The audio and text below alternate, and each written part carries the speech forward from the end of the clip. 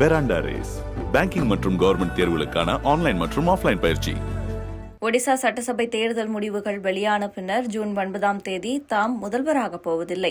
ஒடிசாவின் மண்ணின் மைந்தர் நவீன் பட்நாயக் தான் முதல்வர் ஆவார் என அவரது செயலாளர் வி.கே. பாண்டியன் திட்டவட்டமாக விளக்கமளித்துள்ளார். ஒடிசாவில் லோக்சபா தேர்தலுடன் சட்டசபை தேர்தலும் நடைபெறுகிறது. ஒடிசா தேர்தல் களத்தில் இந்த முறை தமிழரை இலக்கு வைத்து பிரதமர் மோடி, மத்திய அமைச்சர் அமித் ஷா உள்ளிட்டோர் பிரச்சாரம் செய்தனர்.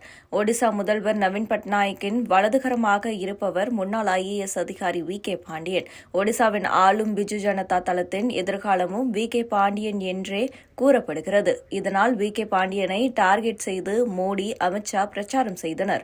பிரதமர் மோடி பேசுகையில், பூரி ஜெகநாதர் கோவில் கருவறை சாவி தமிழ்நாட்டுக்கு கொண்டு போய்விட்டார் வி.கே. பாண்டியன். ஜெகநாதர் கோவில் கருவறை சாவி தமிழ்நாட்டில் இருக்கிறது என்றார்.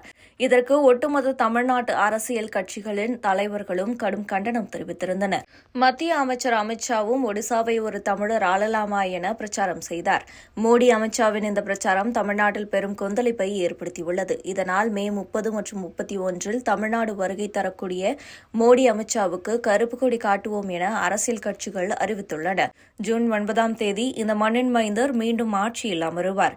ஒரியா மொழி பேசுகிறவர் மட்டுமல்ல, ஒடிசா மக்களின் நெஞ்சங்களில் நிறைந்தவர்தான் ஒடிசாவின் முதல்வர் ஆவார் என அவர் கூறியுள்ளார். ஜூன் 9ஆம் தேதி முற்பகல் 11:30 மணி முதல் பகல் 1 மணிக்குள் மண்ணின் மைந்தரே ஒடிசாவின் முதல்வராக பதவியேற்பார்.